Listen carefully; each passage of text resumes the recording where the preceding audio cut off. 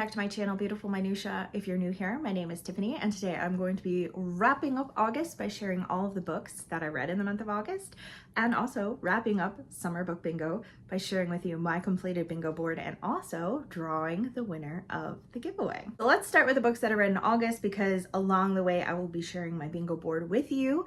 I actually read 11 books in the month of August that I completed. At the end of the month, I still had 3 books that I was in the process of. So I'm not going to talk about those because those will end up being on my September wrap up. But anyways, I'm just going to go through. I have these categorized so that way you can skip around if you want to. I read quite a bit of classics this month in addition to reading some translated literature and fantasy. So those were pretty much my only 3 genres this month. I should also warn you in that I am not the most organized today because right now is the time that I have to film. And so I don't know if I have all of the books next to me that I read. So some of them will be pictures on the screen, even if I do physically have them. So let's kick off with classics. So I finished a short story collection by Nathaniel Hawthorne, and I have a really tumultuous relationship with Nathaniel Hawthorne. So this was actually my read or read project for the month because I had read The Scarlet Letter when I was in high school and absolutely loved it. I've not reread it as an adult, but a couple of years ago read The House of Seven Gables or With Seven Gables, I can't remember, and hated it so much. It was actually one of my worst books of the whole year. So this year I put this short story collection, I think it has 7 short stories in it, on my read or read project, and I was supposed to read it in July, I think, or June, but I finally got to it in August, and I actually really like his short stories, I think, better than I like his long form stories so far. Some of the short stories felt like a cross between Washington Irving and Edgar Allan Poe in terms of the descriptiveness, but also like kind of like this twist at the end that was like, oh, I didn't think that was going there. So I really liked the feel of these stories and enjoyed them overall. Some of them I didn't like as much. So overall, this is kind of like a 4-star collection for me. I put this on my second chance space on the bingo board because I have had like a really mixed relationship with Nathaniel Hawthorne and was not sure if I wanted to read anything else by him. And I'm really glad I read this. I also read this month The Red and the Black by Stendhal. This is my first Stendhal. And I read this with Dia from Novel Idea. And as you can see from all these tabs, this was a book that I very deeply engaged with. So this book is about a young man named Julian who is the son of a carpenter and has grown up very poor with a really low opinion of the upper classes based on how he thinks they view him or how they've treated him in the past. He becomes a tutor to the mayor's children, and the story just kind of goes from there.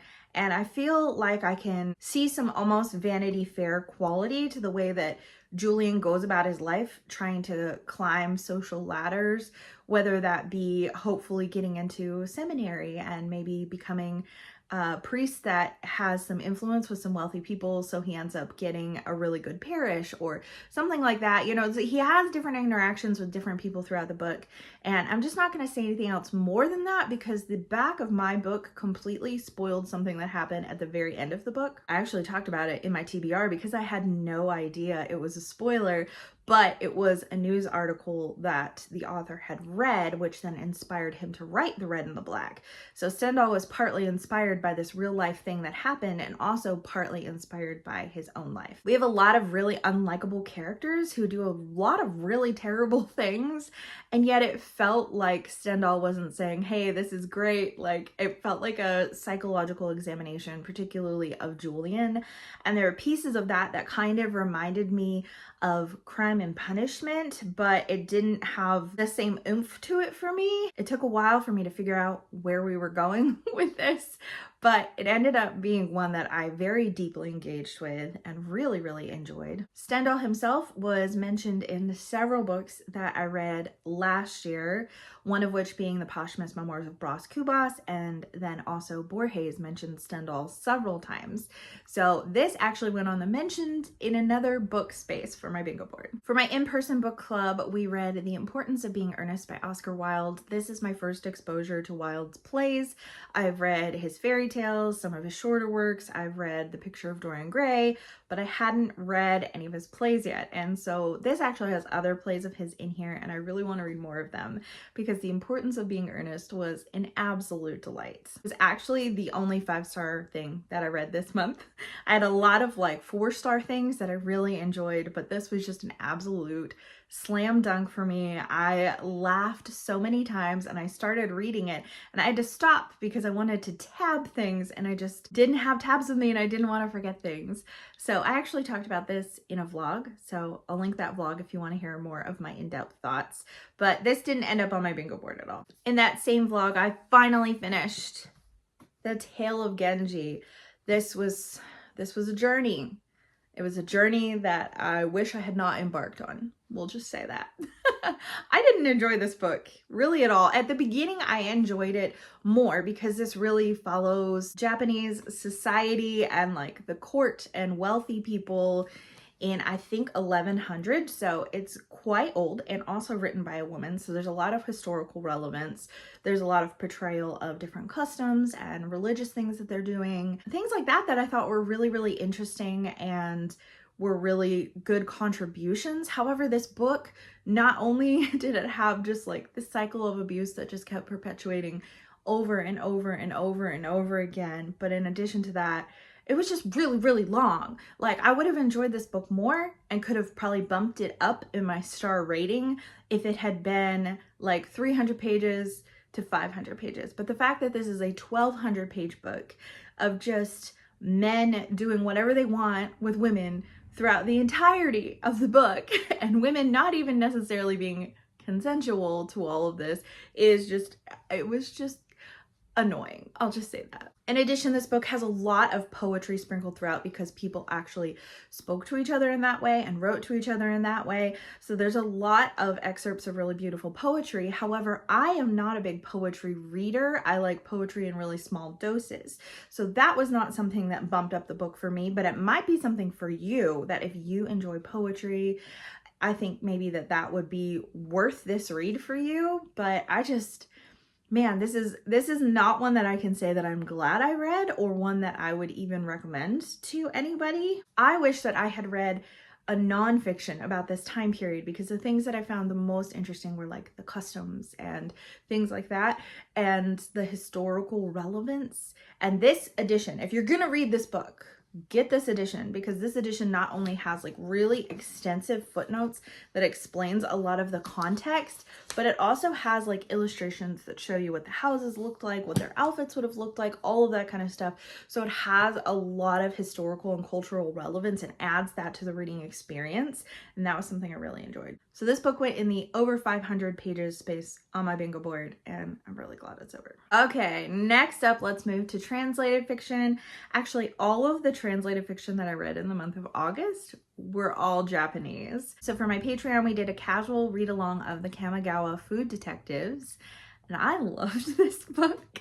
There was some criticism from some people that read it while we were chatting about it, and I think that all of their criticisms were really valid, but I think I was able to appreciate the book for what it was and just really enjoyed it. So this book is about a retired detective and his daughter who have a restaurant, and what they do in this restaurant is they have clientele that comes to them, and these clients have a meal that they have had at some point at maybe a restaurant when they were young and they don't remember what restaurant it was. Maybe the restaurant has closed down, or maybe the person who made this dish for them has passed away, and so they want these dishes recreated. So the detective figures out what it is that makes this dish special that they can't find anywhere else, and he recreates the dish for them. It's just so cozy and so foodie, and if you love Japanese food, you will probably love this book.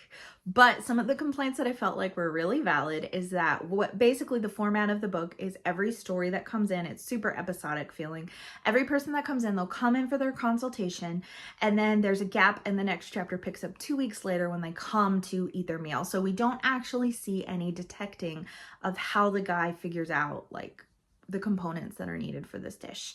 And I do think that it would feel much more like a cozy mystery if that was the case. Another complaint that I saw is that the cat is featured very prominently on the front of this book, and the cat plays little to no role in the book.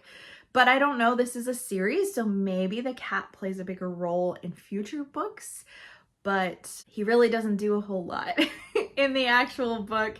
So I think the cat is just there to attract cozy readers. Anyway, I loved it. None of that prevented me from absolutely enjoying every single second of this book. Also, for my Patreon, we started a traveling book club where we are reading a book, and when we're done, we mail it to the next person. So I think this book, we're on the third person right now. So I finished it at the beginning of August, and that is How Do You Live? This is a Japanese children's classic. And I kind of have a little bit of mixed feelings about it. So it follows a young boy named Copper, who is a high schooler, but to me, he reads a lot younger. He's supposed to be like 15 years old, but he reads like he's more like 12 years old to me. Maybe even 10. I don't know. So it follows him as he's like going to school, making friends, just encountering different things. But he has a really close relationship with his uncle because his father has passed away. So at the end of every chapter, the uncle writes in his journal letters to Copper, teaching him life lessons to teach him how to live and how to be a great person.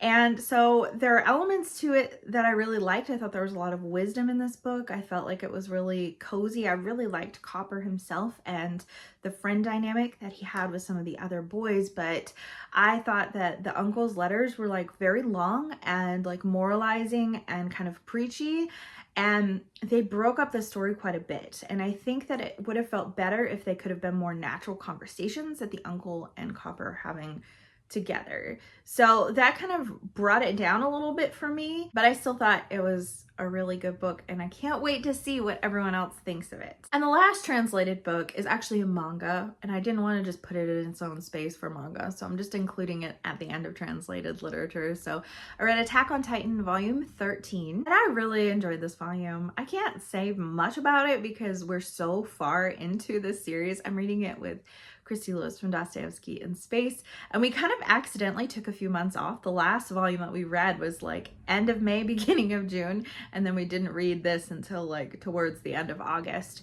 But it's just interesting. We're getting a lot of reveals and yet also a lot more questions about what's really happening in this world. So this is kind of like a dystopian horror where these people live in this walled city and they're all of humanity that is left. And there are these giant humanoid creatures called Titans who eat people. And so that's kind of the horrifying part, but they're trying to figure out like how to survive in this world. And there's a lot of questions surrounding the origin of the Titans and things like that. And so it's getting really juicy and I'm really enjoying it. Okay, let's go into fantasy. I'm actually gonna start with the one book that is like sort of fantastical, but it's actually maybe more of a dystopian slash magical realism, and that's The Book of M. The Book of M is Pang Shepard's debut, and it's really interesting premise of this book. There's this virus or disease or something that's spreading that is causing people to lose their shadows.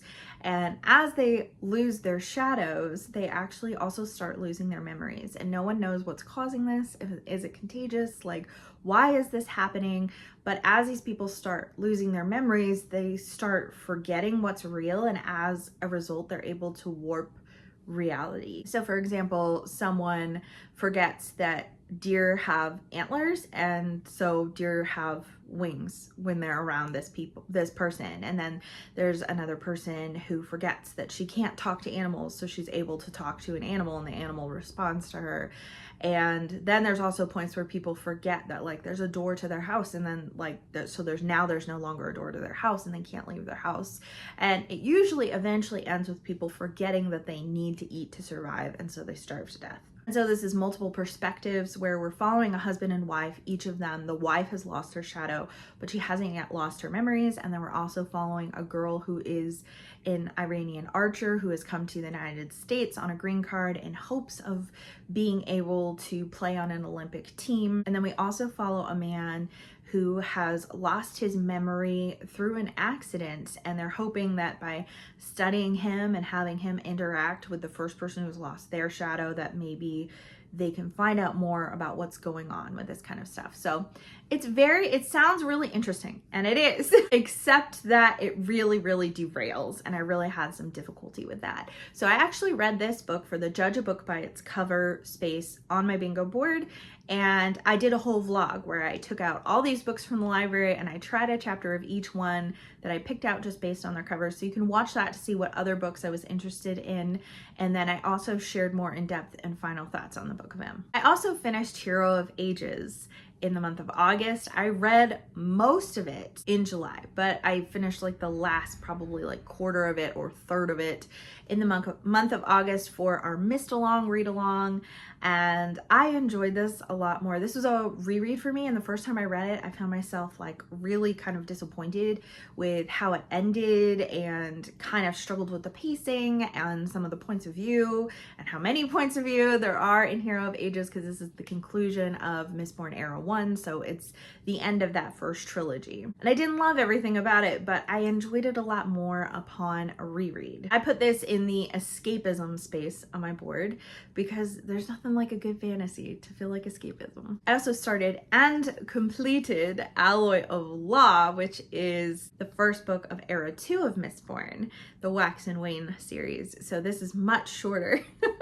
but I really enjoyed this. I thought it was really, really fun. This is my first time reading Era 2. I had read Era 1 before, and this is my first time doing Wax and Wane, and I just thought it was super fun. This has a really different feel. It's much more lighthearted as opposed to the first trilogy, which is very, very dark and bleak at times. This has a lot more humor. It's a lot more lighthearted. It has the feel of a Western. It takes place hundreds of years after the first era, so it's the same magic system with metals and all of that kind of stuff, but now we have guns and we have other technology, and it feels like it takes place during a Western. But it also had like a very like detective Sherlock feel to me. So it was really fun. I really, really enjoyed it. I used this for a hot cover space on my bingo board because it looks very hot to me. The last book that I'm going to talk about also fills the last space on my bingo board, but the last book is In the Sanctuary of Wings by Marie Brennan. I finally finished The Memoirs of Lady Trent, that series. It is complete. It felt so good to finish a series this summer. I really enjoyed the conclusion of this series. I can't really tell you very much about it because it's book 5, so that would be pretty spoilery, but it takes like little threads that had been running throughout the books and turned it in a totally different direction than what I was expecting, and I enjoyed it so very much. It was not my favorite of the series, though. That still goes to book 1 and book 4. Both of those were 5-star books, and then the other books were either 3 or 4 stars depending on which book it was. This one was a solid 4 stars. I thought that it wrapped up very satisfyingly, and I really enjoyed it. In case you don't know anything about this series, it is set in a fantastical world, but it looks very much like Regency era England, the world that it's set in, but it's all fantastical, and there's a young lady whose desire is to be a naturalist that studies dragons. So in this world, dragons are not magical, they're just creatures that live, they're animals, and she wants to study them in a time period where that is very much not acceptable for a lady to do. And so we have followed her from the first book all the way to the 5th, and it was so enjoyable. I put this in the vacation or travel spot on my bingo board. Initially, my hopes was to put Grapes of Wrath here, but unfortunately, I did not quite finish that book. I still had like a little less than 100 pages left of that book by the time we finished the month of August. But that's okay. This book still fit neatly into that spot. So as you can see, I actually did black out my board this year, which is super exciting. So let's get to the giveaway drawing. I am actually going to insert a clip here because at the time of me recording this is the morning of September 1st, and I gave a deadline by the end of the day, September 1st. So I want to make sure that all the entries get in that can be gotten in. I gave a little extra wiggle room in case people were reading late at night on August 31st and they finished a book, so that way they could still get their bingo boards to me. So I'll insert the drawing here. Hello, Tiffany from the future here, which oddly enough is actually still Tiffany of the past for you. Anyways, it's the next day, and so I'm here to do the drawing. I just wanted to let you know, I did post this on Instagram, but in case you didn't see that, I had 453 entries into Summer Book Bingo this year, which is just absolutely amazing and just floors me. Last year I had a little over 300. I want to say it was like 302 or something like that. So this is a huge jump from last year, and I am so excited to see who wins. I'm going to try to screen record this on my laptop so that way you can see it, but I don't usually screen record on there and then like impose it on here. So hopefully it'll work. If not, I'll try to share a screenshot because this wheel looks crazy with all these entries. Are you ready? Here we go.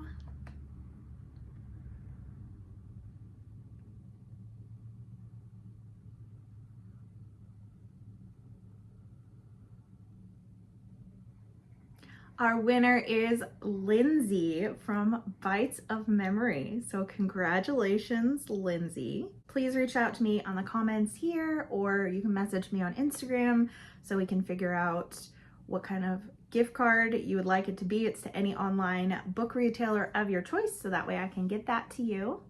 Thank you so much to everyone who participated in Summer Book Bingo. It was an amazing turnout this year. I was shocked at how many people blacked out their boards. You guys are all just so amazing, and it's really exciting to see this challenge like grow and change year by year. So thank you for participating in that, and I would love to hear from you in the comments down below. What did you read in the month of August? What have you been enjoying? I would love to hear what your favorite book is that you read, and of course, if you read any of the books that I talked about in this video, I would love to talk to you about that as well. Thank you so much for watching. If you like this video, please hit like and also subscribe so you can continue to see more bookish content from me, and I will see you again next time.